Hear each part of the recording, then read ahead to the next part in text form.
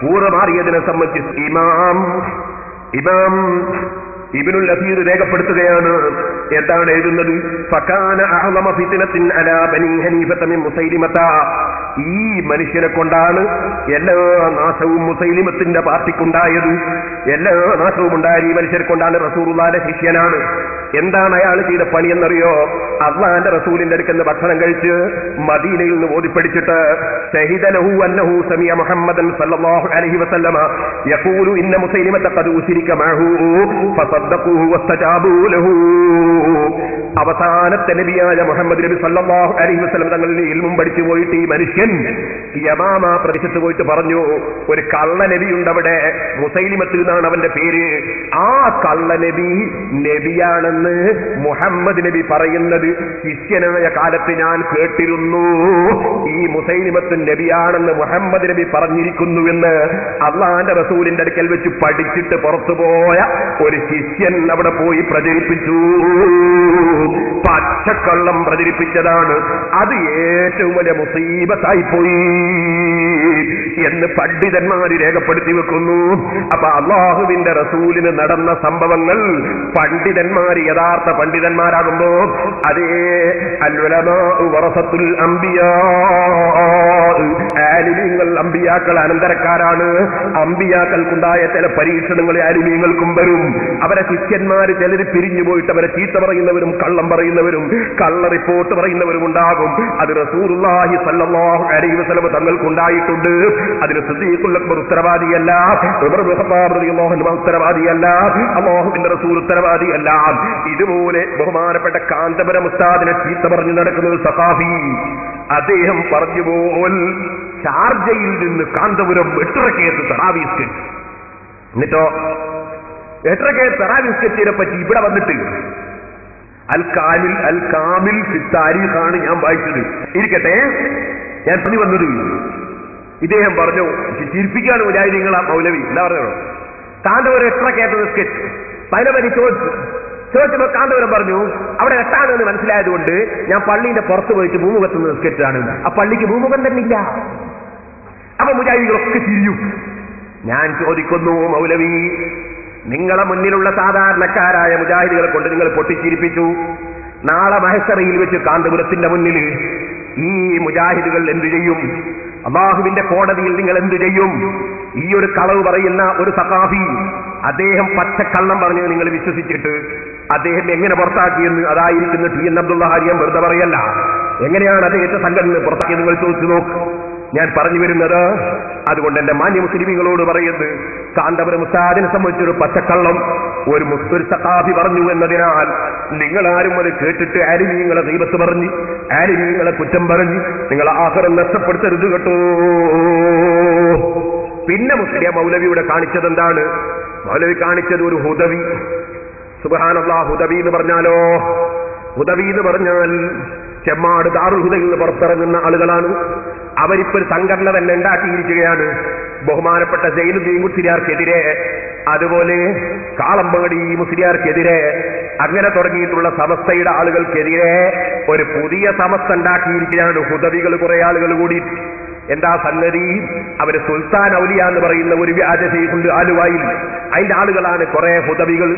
അങ്ങനത്തെ ഹുദവികൾ ആ സ്ഥാപനത്തിൽ നിന്ന് ഇറങ്ങിയിട്ട് അവരെ ഉസ്താദുമാരെയും ചീത്ത പറഞ്ഞു നടക്കുന്നില്ലേ? എന്തൊരു ഗതികേടാണിത്! ആ ഹുദവികളെ പോലെയുള്ള ഒരു ഹുദവി ഇവിടെ കുറ്റ്യാടിയിൽ വെച്ച് പ്രസംഗിച്ചു, എന്റെ മൂക്കിന്റെ മുമ്പിൽ വെച്ച് പ്രസംഗിച്ചു എന്നാ പറയും.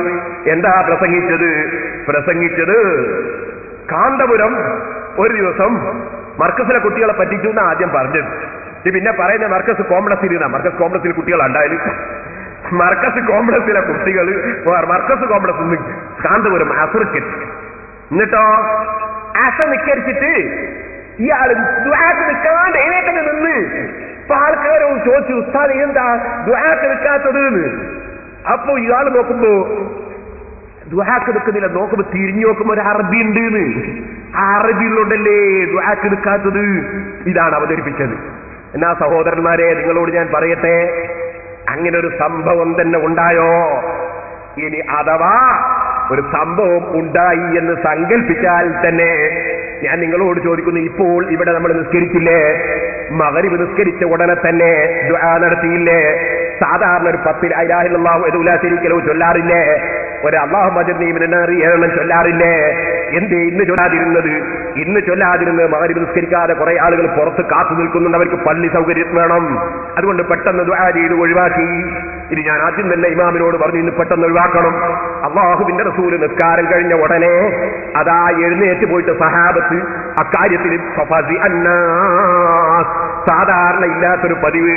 അല്ലാഹുവിന്റെ റസൂൽ നിസ്കാരം കഴിഞ്ഞ ഉടനെ ഒരു ദിവസം അങ്ങ് പോയി, സഹാബത്തിന്റെ അടുക്കൽ നിന്ന് പോയി. സാധാരണ ഇല്ലാത്ത പതിവ് കണ്ടിട്ട് സഹാബത്ത് ബേജാറായി, പേടിച്ചുപോയി. ബുഖാരിയിലെ ഹദീസ് കാണാം. അസാധാരണമാണ്. റസൂലുള്ള ഒരു ദിവസം അങ്ങനെ പോയതാണ്. സഹാബത്ത് എന്തേ പറ്റിയതെന്ന് ബേജാറായി. റസൂലുള്ള ഉടനെ തിരിച്ചു വന്നിട്ട് പറഞ്ഞു, എന്റെ വീട്ടിൽ ഞാനൊരു സ്വർണം വെച്ചിരുന്നു, അത് വിതരണം ചെയ്യേണ്ടതായിരുന്നു, അത് ഞാൻ മറന്നുപോയതാണ്. അത് പെട്ടെന്ന് തന്നെ പോയിട്ട് എടുത്തു കൊടുക്കാൻ വേണ്ടി പെട്ടെന്ന് പോയതാണ്, നിങ്ങൾ ബേജാറാകേണ്ടതില്ലെന്ന് പറഞ്ഞു. അപ്പൊ അല്ലാഹുവിന്റെ റസൂലിന്റെ ജീവിതത്തിൽ ഒരു ദിവസം ഒരത്യാവശ്യത്തിന് വേണ്ടി നിസ്കാരം കഴിഞ്ഞ ഉടനെ ദിക്റിനും ദുആക്കും നിൽക്കാതെ ഇമാമായ നബി സല്ലല്ലാഹു അലൈഹി വസല്ലം തിരിഞ്ഞു പോയത് ബുഖാരിയിലില്ലേ? മൗലവിമാരെ, നിങ്ങൾക്കോ കിതാബ് അറിയില്ല, എന്തേ കിതാബ് ഓതി പഠിച്ചവർക്ക് അതറിയില്ലേ? അപ്പൊ അല്ലാഹുവിന്റെ റസൂലിന്റെ ജീവിതത്തിൽ അങ്ങനെ ഒരു സംഭവം നടന്നിട്ടില്ലേ? അത് സഹീഹുൽ ബുഖാരിയിലില്ലേ? ഇനി ഞാൻ നിങ്ങളോട് പറയട്ടെ, ഞാനും പലപ്പോഴും നിസ്കാരത്തിന് ദുആക്ക് നിൽക്കാതെ കുറ്റ്യാടിയിൽ നിന്ന് ഇറങ്ങിപ്പോകാറുണ്ട്. അറബികൾ ഉണ്ടായിട്ടല്ല, മലയാളികൾ ഉണ്ടായിട്ടുമല്ല. എനിക്ക് ചിലപ്പോൾ വളരെ തിരക്കിട്ടൊരു സ്ഥലത്ത് എത്തേണ്ടതുണ്ടാകും. അപ്പൊ ഞാൻ ചിലപ്പോൾ കാറിൽ കയറി കാറിന് തസ്ബീഹ് ചൊല്ലാം, ദിക്റ് ചൊല്ലാം, ദുആ നടത്താം, കാറിന് വേണമെങ്കിൽ സുന്നത്തും നിസ്കരിക്കാം, അങ്ങനെ ഇറങ്ങിപ്പോകാറുണ്ട്. അതുപോലെ പലരും ബസ്സിന് പോകേണ്ടവരുണ്ടാകും, അവരിറങ്ങിപ്പോകാറുണ്ട്.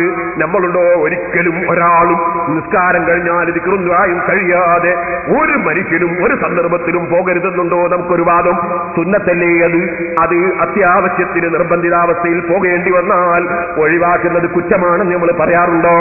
ഇനി ഞാൻ നിങ്ങളോട് പറയട്ടെ, എന്നാൽ ഇവിടെ ഹുദവിന്റെ പ്രസംഗം നിങ്ങൾക്ക് ഞാനൊന്ന് കേൾപ്പിച്ചു തരും. അയാൾ പറഞ്ഞ വിഡിത്തം നിങ്ങൾ മനസ്സിലാക്കണം.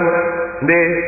കാന്തപുരം ഉസ്താദ് അസർ നിസ്കരിച്ചിട്ട് ദുആക്ക് നിൽക്കാതെ എണീറ്റ് നിന്നു. അപ്പൊ നോക്കും എന്താ ചെയ്യുന്നറിയോ? സുന്നത്ത് നിസ്കരിക്കാണ്. അസറിന്റെ ശേഷം സുന്നത്തുടോ ഹുദവി, അതായി കേൾപ്പിക്കാൻ പോകുന്നത്. അത് ഹുദവിക്കും മനസ്സിലായില്ല, സെലഫിക്കും മനസ്സിലായില്ല.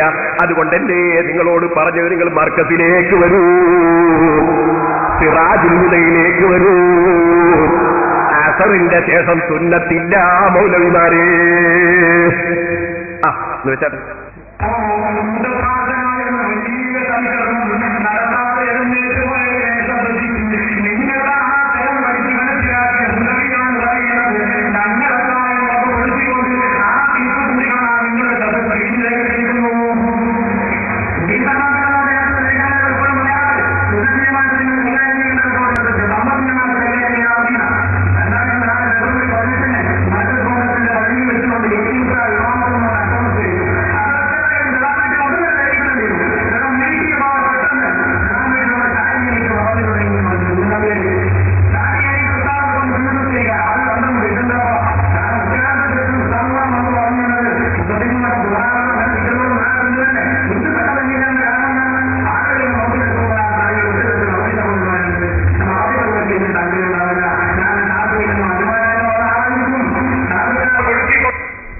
കേട്ടില്ല, നിങ്ങൾ സുന്നത്ത് തിരിക്കാൻ വേണ്ടി നിന്നൂന്നാണ്.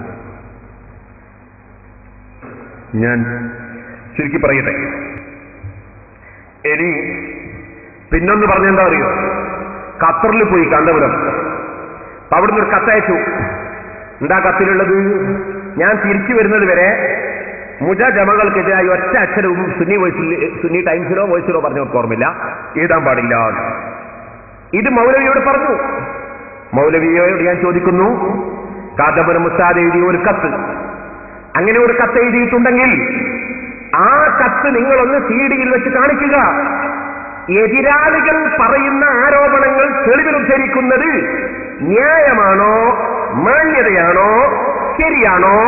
നെഞ്ഞുണ്ടെങ്കിൽ അത് നിസ്കാരത്തിൽ കൈവെക്കാനുള്ളതല്ല, ചിന്തിക്കുമ്പോൾ വെക്കാനുള്ളതാണ്. നെഞ്ഞത്ത് കൈവെച്ചും ചിന്തിച്ചു നോക്കുക. എതിരാളികൾ പറയുന്ന ആരോപണങ്ങൾ തെളിവിൽ ഉദ്ധരിക്കുന്നത് ശരിയാണോ? നെഞ്ചുണ്ടെങ്കിൽ നെഞ്ചി കൈവച്ചിട്ട് നാദാപുരത്ത് വന്ന് പറഞ്ഞത് ന്യായമാണോ എന്ന് ചിന്തിക്കുക.